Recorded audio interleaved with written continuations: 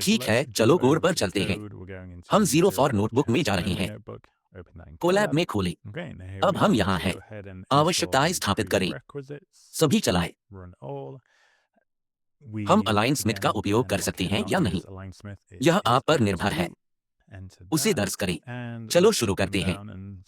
4 mini का उपयोग कर ALN प्रारंभ करें, फिर कम तापमान।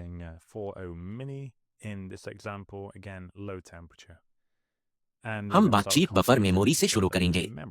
तो यह मूल संस्करण है। मेमोरी प्रकार। तो हम कहाँ हैं? हम यहाँ हैं। मेमोरी बातचीत बफर मेमोरी है और हम संदेश वापस कर रहे हैं जो ट्रू पर सेट होना चाहिए। इसलिए हम रिटर्न मैसेजेस को ट्रू पर सेट करते हैं, जैसा बताया गया है।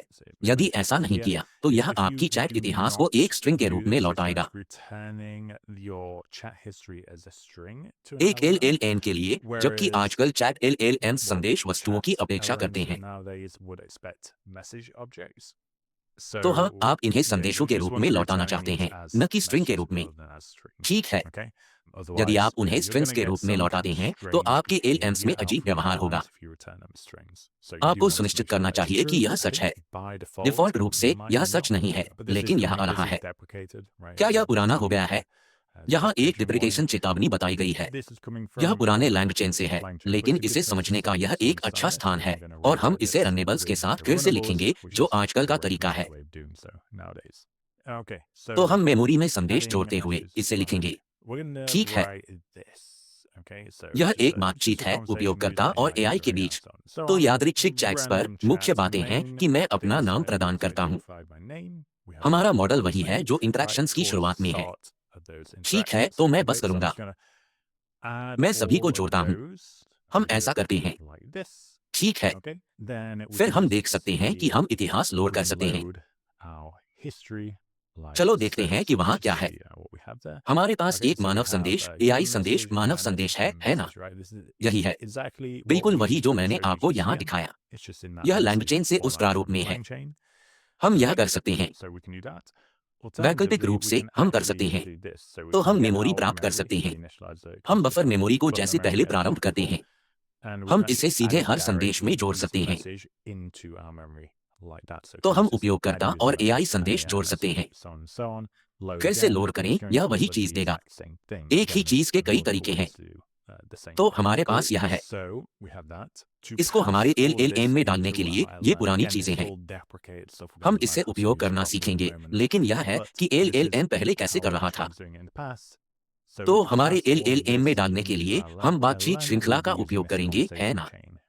यह अब अप्रचलित है। अब हम इसके लिए LSAL का उपयोग करते हैं। मैं आपको दिखाना चाहता हूं कि यह सब कैसे आएगा। और फिर हम इसे चालू करेंगे। मेरा नाम क्या है? चलो इसे चलाएं। फिर देखेंगे क्या मिलता है। यह सब याद रखता है, याद है? यह बातचीत की बफर मेमोरी है, यह संदेश नहीं गिराता। यह सब कुछ याद रखता है। कई LLMs के उच्च संदर्भ विंडो के साथ यह हो सकता है जो आप करेंगे। यह इस पर निर्भर करता है कि आप बातचीत कितनी देर चलने की उम्मीद करते हैं, लेकिन आप अधिकांश मामलों में इसके साथ निकल जाएंगे। तो चलो देखते हैं क्या मिलता है। मेरा नाम क्या है? चलो देखते हैं यह क्या देता है। यह कहता है आपका नाम जेम्स है। धन्यवाद, यह काम करता है। जो मैंने आपको दिखाया वह वास्तव में अप्रचलित है। यह करने का पुराना तरीका है।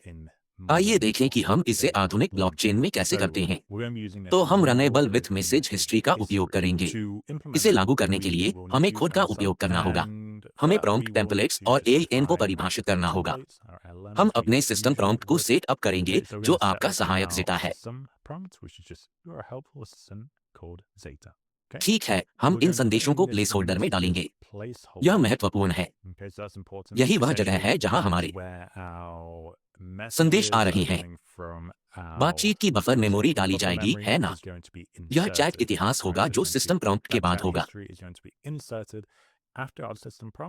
लेकिन हमारे हाल के प्रश्न से पहले, जिसे यहाँ अंतिम रूप से डाला जाएगा, संदेशों का प्लेस होल्डर आइटम महत्वपूर्ण है। हम इसे पूरे कोर्स में उपयोग करते हैं, इसलिए इसे चैट इतिहास में भी उपयोग करते हैं और बाद में देखेंगे कि कैसे उपयोग करते हैं। एजेंट के अनुभव किए गए विचारों के लिए यह छोटी बात याद रखना जरूरी है।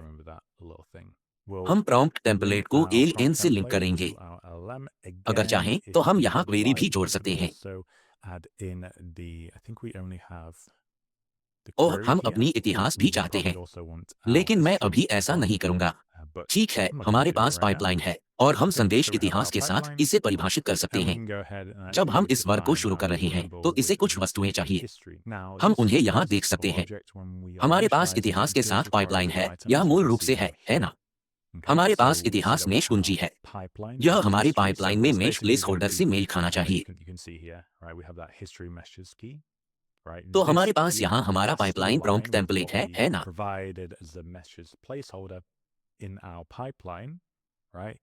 यहाँ से आ रहा है। यह संदेश प्लेस होल्डर से है। चर का नाम इतिहास है। यह महत्वपूर्ण है और लिंक करता है। तो इनपुट संदेश कुंजी के लिए एक क्वेरी है जो इससे जुड़ती है। तो दोनों का वहां होना जरूरी है। दूसरी महत्वपूर्ण बात यह है कि हम उस पाइपलाइन को पास कर रहे हैं और फिर हमारे पास सत्र इतिहास प्राप्त होगा। मुझे उन संदेशों की सूची चाहिए जो मेरे चैट इतिहास का निर्माण करते हैं और इस चर में होंगे। यह एक फंक्शन है जिसे हम परिभाषित करते हैं। इस फंक्शन में हम पिछले कार्य को दोहराने की कोशिश कर रहे हैं।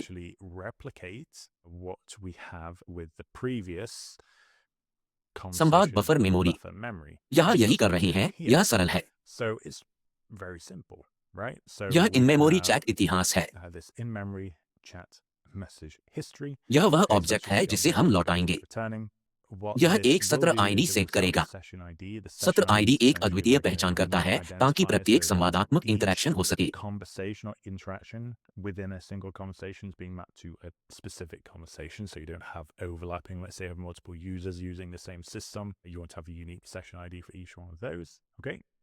यह कह रहा है अगर सत्र आईडी चैट मैप में नहीं है, जो खाली शब्दकोश है, हम उस सत्र को प्रारंभ करेंगे। एक इन मेमोरी चैट इतिहास के साथ। ठीक है, बस इतना ही। हम इसे वापस करते हैं। यह बस हमारे संदेशों को जोड़ देगा। वे चैट मैप सत्र आईडी में जोड़े जाएंगे और वापस किए जाएंगे। इसमें और कुछ नहीं है।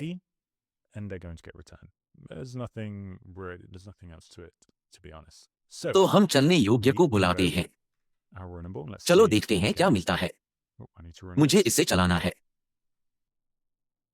ठीक है, ध्यान दें यह कॉन्फ़िगरेशन है। इससे एक सत्र आईडी है।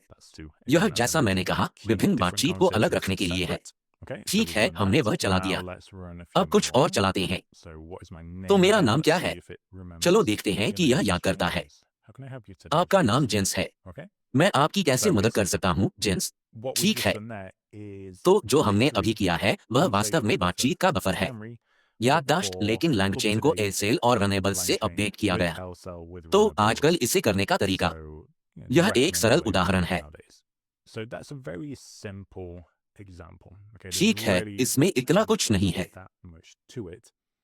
जब हम विभिन्न प्रकार की मेमोरी पर विचार करते हैं तो यह थोड़ा जटिल हो जाता है, लेकिन यह इतना जटिल नहीं है। हम बस इसे प्राप्त करने का तरीका बदलने जा रहे हैं।